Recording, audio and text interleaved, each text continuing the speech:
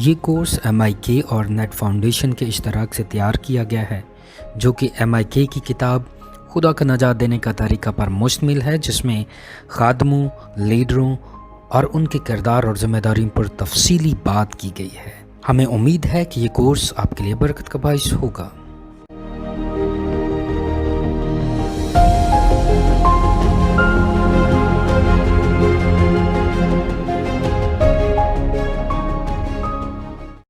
خداوند یسوع مسیح کی سلامتی آپ اور آپ کے عزیزوں کو کثرت سے حاصل ہوتی رہے۔ مجھے خوشی ہے کہ آپ اس کورس خدا کے نجات دینے کے طریقے کے دوسرے حصے کو بھی انجوائے کر رہے ہیں، اور مجھے یہ بھی امید ہے کہ یہ والا حصہ آپ کے لیے بہتری اور ترقی کا باعث بنتا جا رہا ہوگا۔ آج خوشی کی بات ہے کہ آپ نے پہلے 4 اسباق کو پڑھ لیا، سیکھ لیا۔ مجھے امید ہے کہ یہ کتاب جو آپ کی ملی ہوئی ہے، آپ اس کو بھی اس کورسز کے سننے کے ساتھ ساتھ استعمال کر رہے ہیں۔ ابھی ہم کتاب کے دوسرے حصے کے سبق نمبر 5 پر پہنچ چکے ہیں۔ آپ کو یاد ہوگا پہلے سبق کے آغاز میں نے آپ کو بتایا تھا کہ یہ پاسبانی خدمت بطور لیڈر کے متعلق ہے۔ یہ ہمیں بتاتا ہے کہ ایک پاسبان کو یا ایک چرچ لیڈر کو کس طرح کا کردار ادا کرنا ہے۔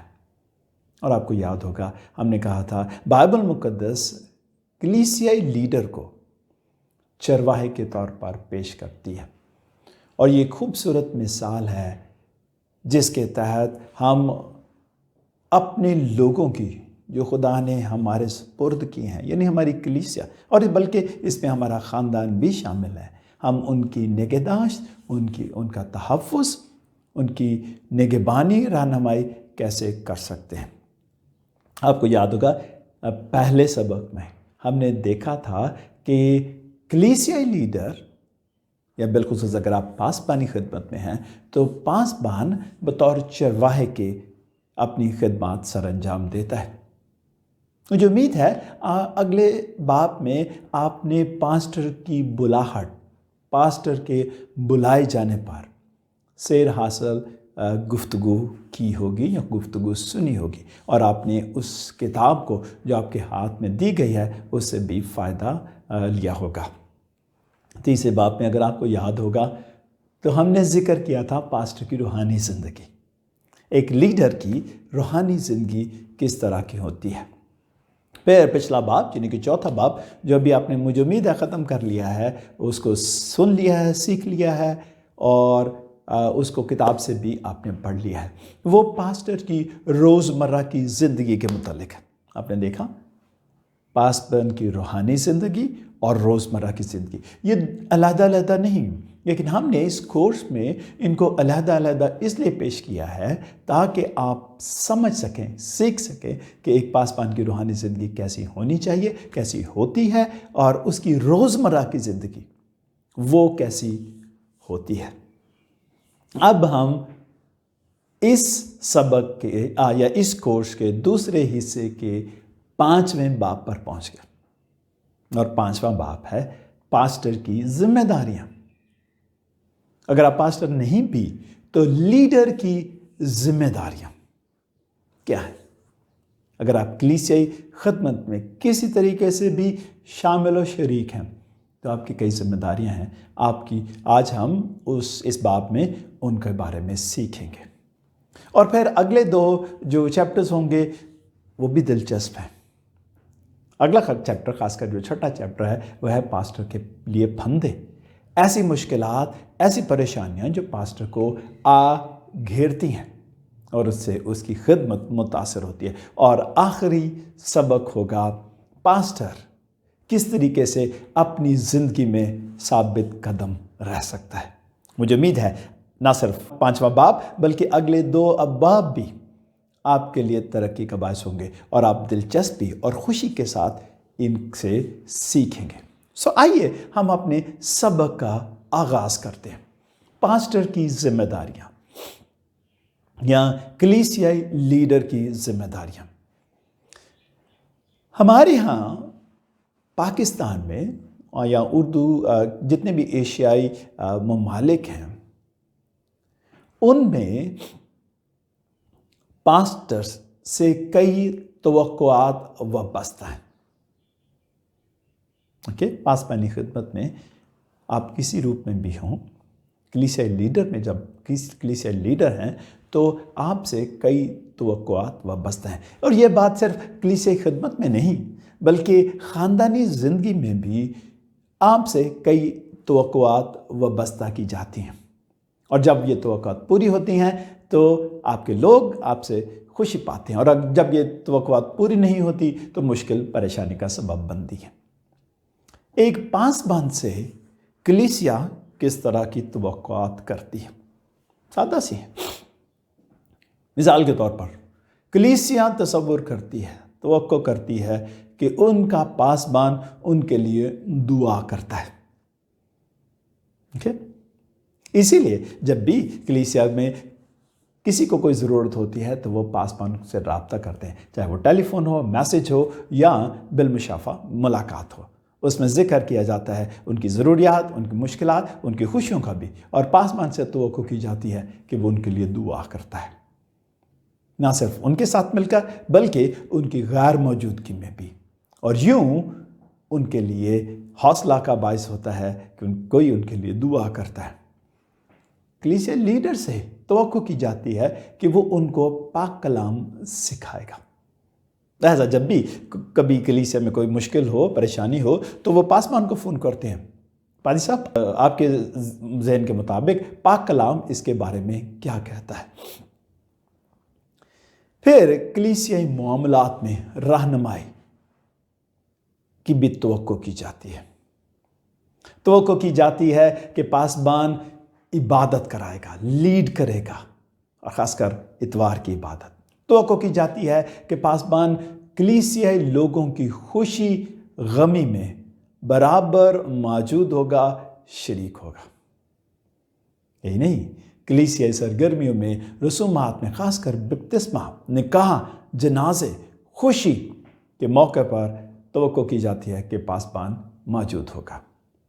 یہی نہیں، کئی دفعہ کلیسیا میں یا خاندان میں جب جھگڑے ہو جاتے ہیں، نا اتفاقیاں ہو جاتی ہیں، تفریقے ہو جاتے ہیں تو توقع کی جاتی ہے کہ پاسبان ان جھگڑوں کا فیصلہ کرے گا۔ یہ بھی توقع کی جاتی ہے کہ پاسبان کلیسیا میں جہاں کہیں بھی کمزوری ہو اور خاص کر گناہ ہو اس کے بارے میں خبردار کرے گا۔ اور اسی طرح کئی اور توقعات ہیں جو پاسبان سے وابستہ کی جاتی ہیں۔ اس کا نتیجہ کیا ہے؟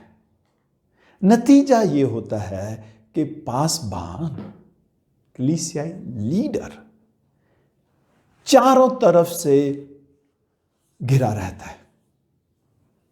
سادہ الفاظ میں وہ حد سے زیادہ مصروف زندگی گزارتا ہے، کیونکہ یہ ساری ذمہ داری اس سے وابستہ ہے، ان سے تو یہ توقعات اس سے وابستہ ہیں۔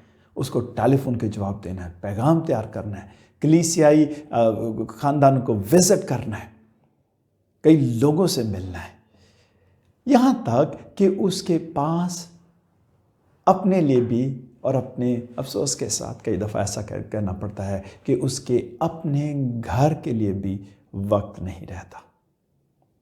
یہ کوئی اچھی صورتحال نہیں۔ خدا نے ہمیں خدمت دی ہے، لیکن خدا نے ہمیں اس خدمت میں حد سے زیادہ مصروف ہونے کی ذمہ داری نہیں دی۔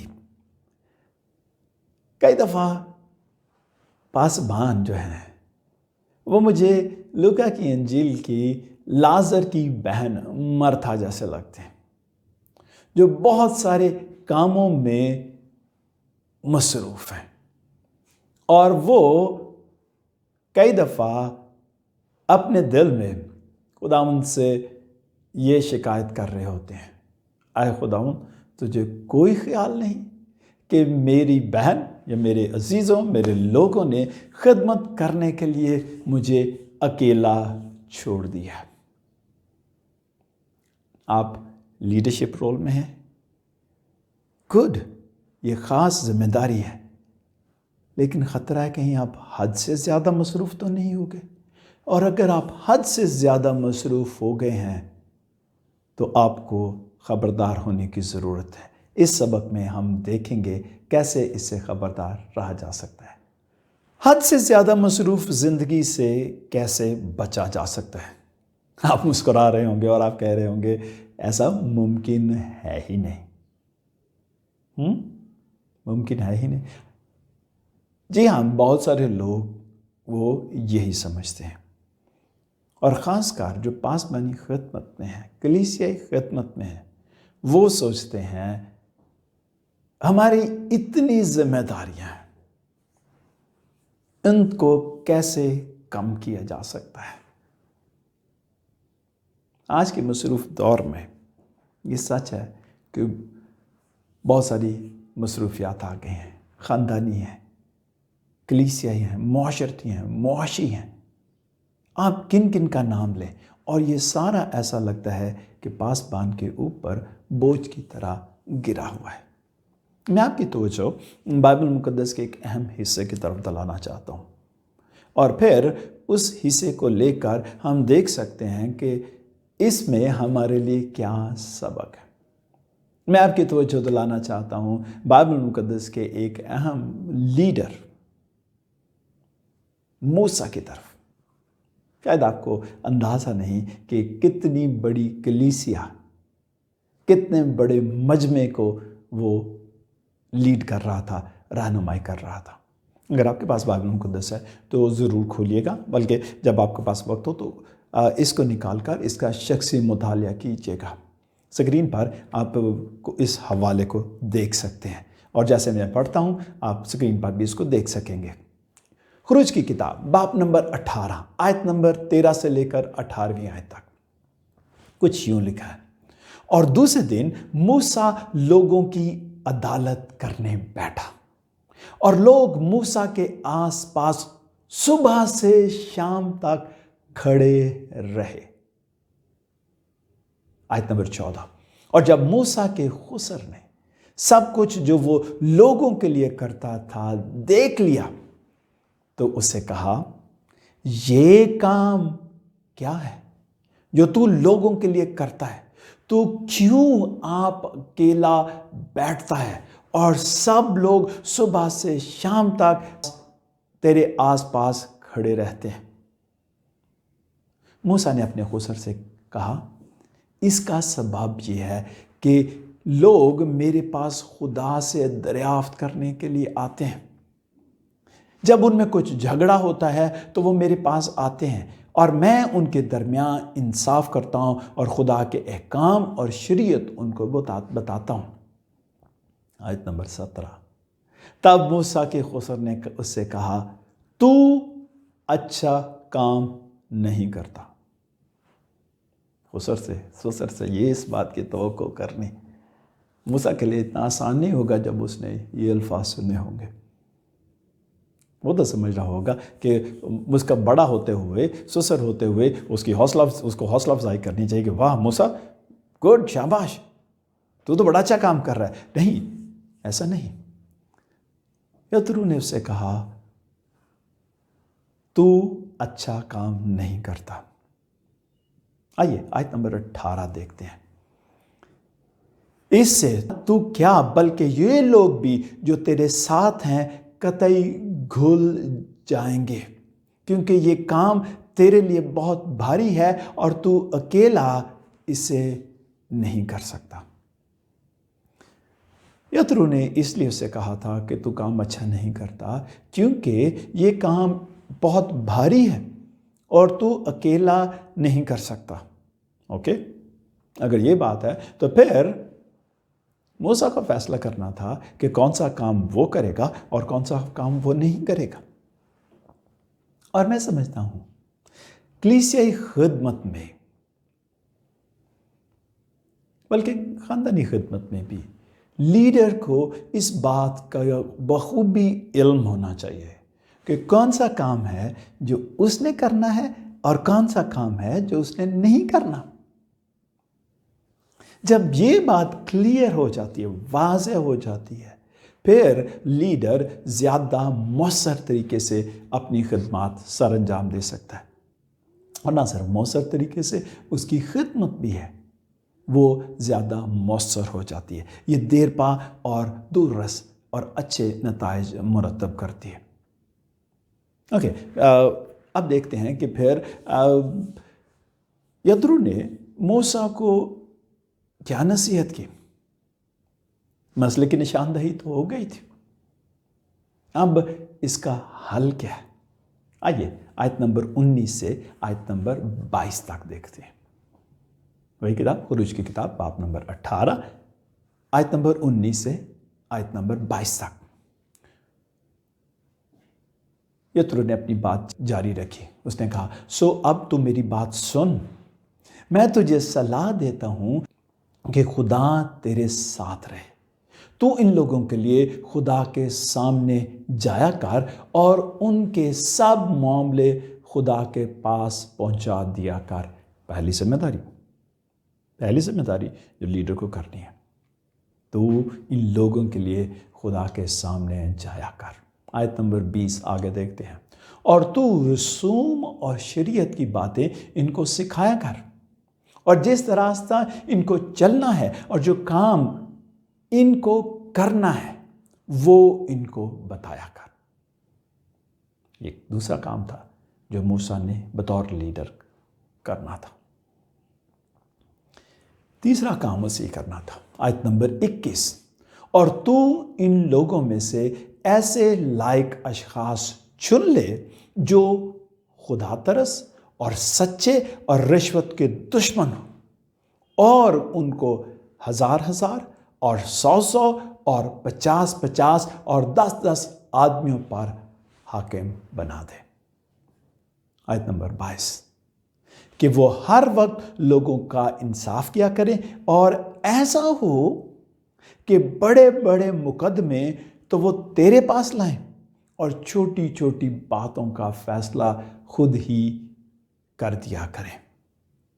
نتیجہ کیا ہوگا؟ آیت نمبر 22 کا آخری حصہ، یوں تیرا بوجھ ہلکا ہو جائے گا، اور وہ بھی اس کے اٹھانے میں تیرے شریک ہوں گے۔ تو یترو نے حقیقت میں موسیٰ کو کیا ذمہ داریاں دیں؟ آئیے ان کو ہم 5 ہیڈنگز میں دیکھ اور سمجھ سکتے ہیں۔ آپ کو آیت نمبر 19 سے آیت نمبر 22 کو سامنے رکھنا ہے۔ پہلی بات، آیت نمبر 19 میں، تو ان لوگوں کے لیے خدا کے سامنے جایا کر۔ کیا کہیں گے؟ یہ ہے بطور لیڈر پہلی بڑی ذمہ داری، لوگوں کے لیے خدا کے حضور میں شفاعت کرنا، ان کا ریپریزنٹیٹیو ہونا، خدا کے سامنے ان کے لیے شفاعت کرنا۔ اور پھر آیت نمبر 20 کا دوسرا حصہ ہے، تو رسوم اور شریعت کی باتیں ان کو سکھایا کر، کلام سکھانا۔ اور تیسری بات جو ہے وہ ہے روزمرہ کے عملی اصول سکھانا، اور یہ ہمیں ملتا ہے آیت نمبر 20 کا اگلا حصہ، جس راستے ان کو چلنا ہے اور جو جو کام ان کو کرنا ہے وہ بتایا کر۔ چوتھی بات، بڑے بڑے معاملوں کا فیصلہ موسیٰ نے خود کرنا تھا، لیکن باقیوں کو کیا ہوگا؟ باقیوں کا کرنے کے لیے اس نے ایسے لیڈر چننے تھے اور ان کو مقرر کرنا تھا جو انتظامی امور کو ہینڈل کر سکے، چلا سکے۔ 5 بڑی ذمہ داریاں ہیں جو موسیٰ کو بطور لیڈر لینی تھی۔ پہلی بات، اس نے خدا کے حضور میں شفاعت کے لیے جانا تھا۔ دوسری بات، شریعت کی رسومات کی باتیں سکھانا تھا۔ تیسری بات، روزمرہ کے عملی اصول سکھانے تھے۔ चौथी बात, बड़े बड़े मामलों का फैसला करना था। और पांचवी और आखिरी बात, नेक और लायक लोगों को नज़्म व ज़ब्त की जिम्मेदारियां सौंपना था। आइए हम इनका तफसील से मुताला करें। ओके, आइए हम पहली जिम्मेदारी का मुताला करते हैं, शिफायत करना। इसको समझने के लिए मैं आपकी तवज्जो दिलाना चाहूँगा पैदाइश की किताब बाब नंबर 18 और 16वीं आयत से लेकर 33वीं आयत तक।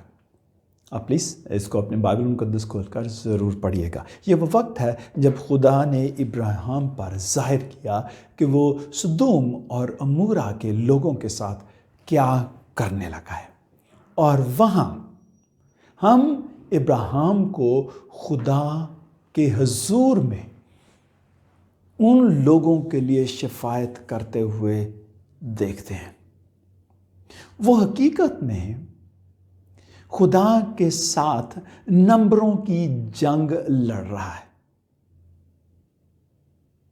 और इसके पीछे बात क्या है? इब्राहिम को लोगों की फिक्र है। ये वो शहर है जहां उसका अपना भतीजा लूत और उसके बाल बच्चे रहते थे। और इसकी वजह से भी उसे सदोम और अमूरा के लोगों की फिक्र थी, इतनी फिक्र कि वो उनकी बर्बादी को देख नहीं सकता। और इसीलिए खुदा के सामने वो उनकी शिफायत करता है। वो चाह रहा है कि उनको सज़ा ना मिले। वो खुदा को सज़ा देने से रोकने की कोशिश नहीं कर रहा। वो चाह रहा है कि खुदा रास्तबाजों की हिफाजत करे, उनको संभाले। वो क्यों खुदा को इस बात के लिए कायल नहीं करता कि वो इतने बुरे लोग नहीं? आपने सोचा? नहीं, वो सच्चाई पर मबनी है। वो जानता है कि वहाँ ऐसे लोग मौजूद हैं जो गुनाह कर रहे हैं, जिसे खुदा नाराज़ है। लेकिन वो उन लोगों के लिए फिक्रमंद है जो खुदा के रास्तबाज हैं। और ये बतौर लीडर कलीसिया के लोगों के लिए शिफायत करने की एक बेहतरीन तस्वीर है। नए अहदनामे में भी हमें इस तरह की तस्वीर मिलती है।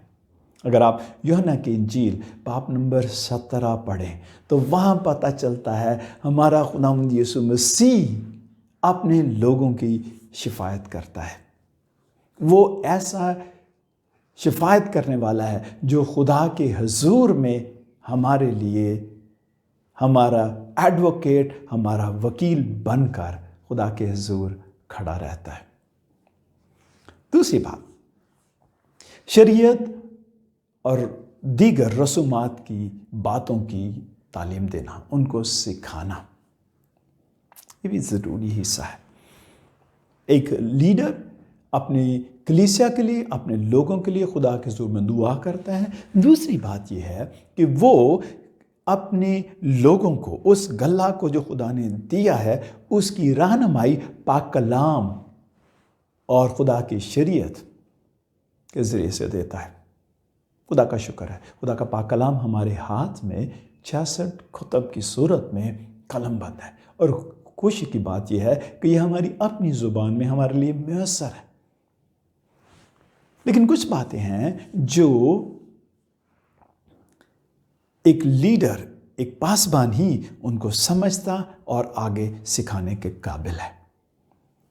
इसलिए बहुत ज़रूरी दूसरी जिम्मेदारी है कि कलीसियाई रहनुमा लोगों को कलाम की बातें सिखाए, और ये एक इंतज़ाम के तहत होना चाहिए। लिहाजा अगर आप पासबानी खिदमत में हैं और महीने में 2 दफ़ा 3 दफ़ा या 4 अतवार आप लोगों को कलाम सिखा रहे हैं, तो याद रखें ये आपकी अहम जिम्मेदारियों में। इसलिए बहुत ज़रूरी है कि कलाम की सही तशरीह करें, उनको कहानियाँ मत सुनाएं। बाइबल मुक़द्दस जैसे सिखाती है उसकी दुरुस्त तशरीह करके लोगों को सही सही कलाम सिखाएं। तीमुथियुस के ख़त 2 बाब की 4वीं आयत में पौलुस रसूल तीमुथियुस को यही नसीहत करता है, तू कलाम की मुनादी कर, वक्त और बेवक्त मुस्तैद रह। ये कलीसिया लीडर का दूसरी अहम जिम्मेदारी है। تیسری جو ذمہ داری اہم ہے وہ ہے کہ روزمرہ کے عملی اصول سکھانا۔ جس دنیا میں ہم رہ رہے ہیں یہ نہایت کمپلیکیٹڈ دنیا ہے۔ یہاں بہت ساری ایسی باتیں ہو رہی ہیں جو بائبلی اصول کے منافی ہیں۔ آپ کی کلیسیا میں لوگ سرکاری دفتروں میں کام کر رہے ہوں گے، پرائیویٹ نوکریاں کر رہے ہوں گے، خاندانی زندگی میں وہ کئی ایسے معاملات میں الجھ سکتے ہیں جو آہستہ آہستہ انہیں خدا سے دور لے جا سکتے ہیں۔ اور کلیسیائی لیڈر ہوتے ہوئے آپ کی ذمہ داری ہے کہ آپ ان کو روزمرہ کے اصول سکھائیں۔ بائبل مقدس واضح طور پر ہمیں سکھاتی ہے اور ہمیں اپنی کلیسیا میں یہ باتیں سکھانی ہیں۔ روز کا خدا کے حضور میں وقت گزارنا، یہ بنیادی اصولوں میں سے ایک ہے۔ مسیحیوں کے لیے لازم ہے، بلکہ ان کے مسیح میں ہونے کا ایک بڑا ثبوت یہ ہے کہ وہ روزانہ اپنے منجی، اپنے خدا کے ساتھ شخصی اور خاندانی طور پر اگر ممکن ہو سکے وقت گزاریں۔ یہ عملی اصول ہے جو کلیسیا لیڈر کو سکھانے ہیں۔ افسوس کی بات یہ ہے کہ ہمارے ہاں بہت کم خاندان اور بہت سارے ایسے مسیحی بھی ہیں جو اپنے کاموں میں اتنے الجھے ہوئے ہیں کہ عملی اصول، ایک بنیادی اصول خدا کے ساتھ وقت گزارنے کا، وہ ان کی خاندانی اور شخصی زندگی میں نظر نہیں آتا۔ کلیسیائی انتظامات میں، بلکہ خاندانی انتظامات میں کچھ ایسے معاملات ہوتے ہیں جو نہایت اہم، سنگین اور کئی دفعہ فوری توجہ طلب کرتے ہیں۔